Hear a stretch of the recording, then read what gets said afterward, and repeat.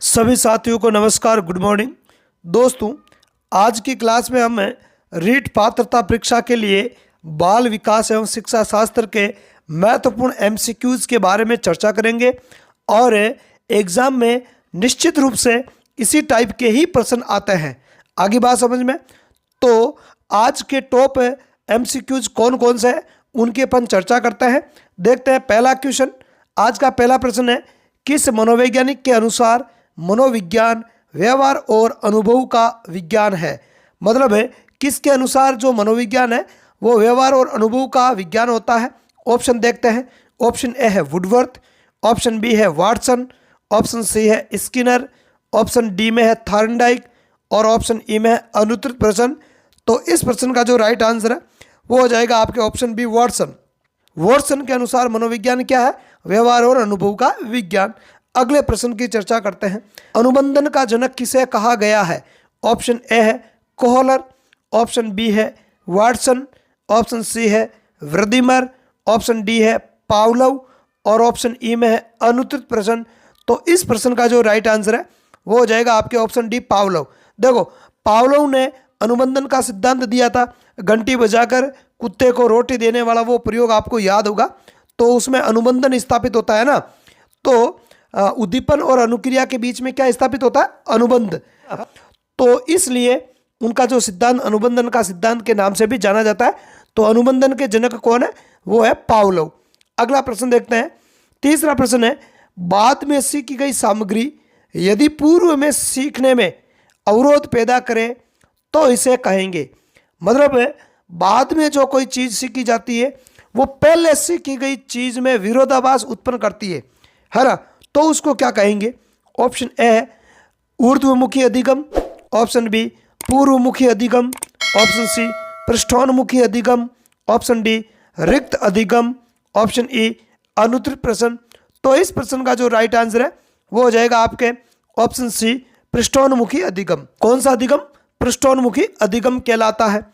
अगले प्रश्न को देखते हैं। पुनर्बलन सिद्धांत किस श्रेणी में आता है? देखो, पुनर्बलन का जो सिद्धांत है वो कौन सी श्रेणी का सिद्धांत है? ऑप्शन देखते हैं। ऑप्शन ए है क्षेत्र सिद्धांत, ऑप्शन बी है मन ऊर्जा सिद्धांत, ऑप्शन सी है साचर्य सिद्धांत, ऑप्शन डी में है अंतर्दृष्टि सिद्धांत और ऑप्शन ई में है अनुत्तरित प्रश्न। तो इस प्रश्न का जो राइट आंसर है वो हो जाएगा आपके ऑप्शन डी अंतर्दृष्टि सिद्धांत। क्या हो जाएगा? अंतर्दृष्टि सिद्धांत में आता है इस प्रकार का। अगला प्रश्न देखते हैं। अगले प्रश्न से पहले एक महत्वपूर्ण सूचना सभी को दे दूं मैं, और सभी के हित के लिए है। वो ये सूचना है कि आप हमारे YouTube चैनल के अतिरिक्त मिलर एजुकेशन के टेलीग्राम चैनल को भी ज्वाइन कर सकते हो, ठीक है। और वहाँ पे जुड़ने का फ़ायदा आपको ये होगा कि वहाँ पर हर रोज़ एक निश्चित टाइम टेबल के अनुसार, एक निश्चित शेड्यूल के अनुसार रोज़ रीड से संबंधित जितने भी सब्जेक्ट्स हैं उनके क्विज़ मिलते हैं। तो वो क्विज़ आप अटेंड करके भी आप अपनी तैयारी को और बेटर कर सकते हो। साथ ही साथ ये भी चेक कर सकते हो कि अभी तक आपकी तैयारी कितनी है और अभी आपको और कितनी तैयारी करनी बाकी है। तो हमारे टेलीग्राम चैनल से जुड़ना ना भूलें। साथ ही साथ अंत तक देखने के बाद यदि ये क्लास आपको अच्छी लगे तो हमारे चैनल को ज़रूर सब्सक्राइब करना है। साथ ही साथ वीडियो को लाइक करके अपने दोस्तों में शेयर भी जरूर करना है। अगला प्रश्न देखते हैं। पांचवा प्रश्न है, चूहे एवं बंदरों पर प्रयोग करने वाले मनोवैज्ञानिक थे। तो चूहे और बंदरों पर प्रयोग किसने किए थे? Option A Tolman, option B Lewin, option C Karl Marx, option D Karl Rogers और ऑप्शन ई में है अनुत्तरित प्रश्न। तो इस प्रश्न का जो राइट आंसर है वो हो जाएगा आपके ऑप्शन ए टोलमैन। टोलमैन ने प्रयोग किए थे चूहे और बंदरों पर। अगला प्रश्न है, अधिगम की गति शून्य होने पर बनता है। मतलब जब अधिगम की गति शून्य हो जाती है तब क्या बनेगा? ऑप्शन ए ऋणात्मक अधिगम वक्र, ऑप्शन बी धनात्मक अधिगम वक्र, ऑप्शन सी समांतर अधिगम वक्र, ऑप्शन डी शून्य अधिगम वक्र और ऑप्शन ई में अनुत्तरित प्रश्न। तो इस प्रश्न का जो राइट आंसर है वो हो जाएगा आपके ऑप्शन ए ऋणात्मक अधिगम वक्र। अर्थात जब अधिगम की गति क्या हो जाती है?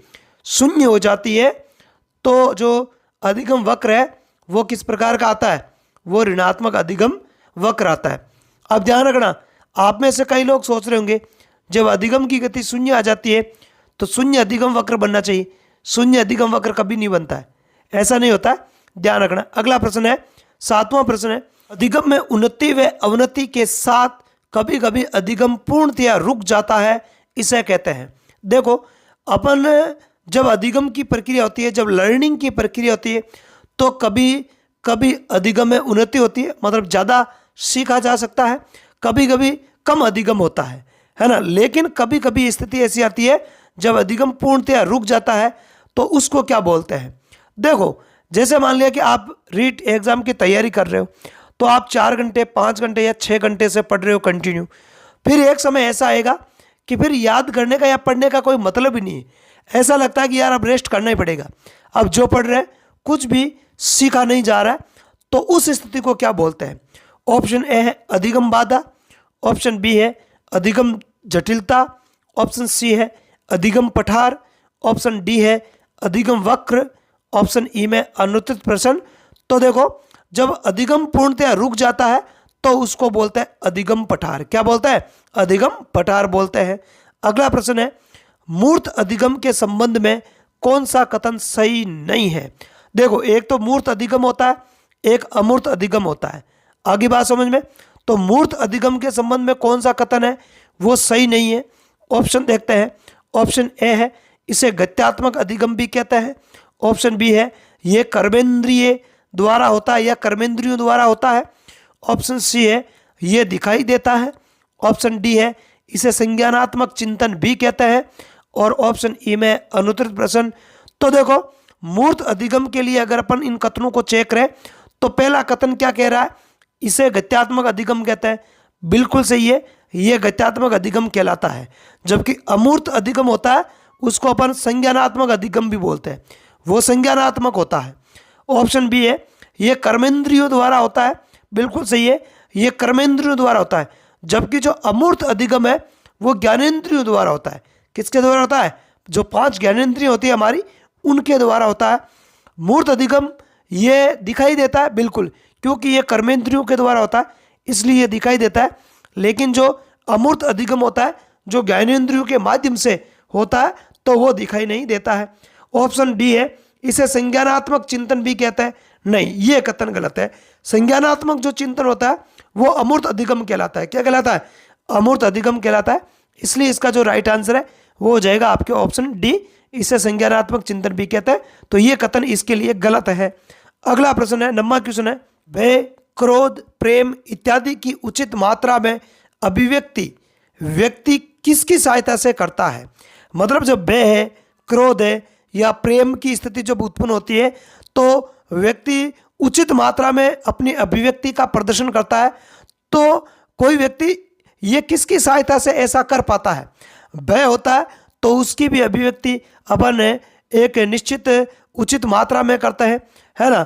तो ये सब चीज़ें किसकी वजह से होती है। ऑप्शन ए है बुद्धि लब्धि, ऑप्शन बी में है संवेगात्मक बुद्धि, ऑप्शन सी में है विचाराभिव्यक्ति, ऑप्शन डी में है उपयुक्त सभी, और ऑप्शन ई में अनुत्तरित प्रश्न।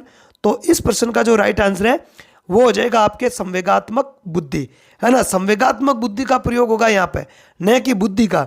भय क्रोध प्रेम, तो संवेगों पर नियंत्रण होगा ना।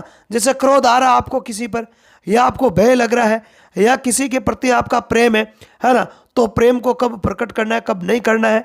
तो इस प्रकार के संवेगों पर अपने को क्या करना पड़ता है, कंट्रोल करना पड़ता है, नियंत्रण करना पड़ता है, कब क्या प्रदर्शन करना है। तो इसकी जो अभिव्यक्ति का जो नियंत्रण है वो संवेगात्मक बुद्धि के द्वारा किया जाता है। और आपको पता ही है, डेनियल गोलमैन की एक प्रसिद्ध पुस्तक है ना, संवेगात्मक बुद्धि बुद्धि लब्धि से अधिक श्रेष्ठ क्यों है ना। तो उसमें संवेगात्मक बुद्धि के बारे में विस्तार पूर्वक चर्चा की गई है। अगला और आज का अंतिम प्रश्न है, लास्ट 10वां प्रश्न है, दृष्टि विकलांग राष्ट्रीय संस्थान देहरादून किस वर्ष स्थापित किया गया था। दृष्टि विकलांग है, दृष्टि विकलांगता से संबंधित राष्ट्रीय संस्थान देहरादून में स्थापित किया गया, तो उसकी आपको सन बतानी, किस वर्ष उसको स्थापित किया गया था। ऑप्शन ए है 1970, ऑप्शन बी है 1971, ऑप्शन सी में है 1972, ऑप्शन डी में है 1972, और ऑप्शन ई में अनुत्तरित प्रश्न। तो देखो, इसका जो राइट आंसर है वो हो जाएगा आपके ऑप्शन बी 1971। क्या हो जाएगा? 1971 हो जाएगा। तो आज की क्लास में इतना ही। कल फिर से साइकोलॉजी की नई एमसीक्यूज क्लास के साथ में आपसे मिलेंगे। तब तक के लिए धन्यवाद, जय हिंद। और चैनल यदि आपको अच्छा लगा है तो इसे ज़रूर सब्सक्राइब कर लेना और क्लास को लाइक करके अपने दोस्तों में शेयर करना है। धन्यवाद, जय हिंद।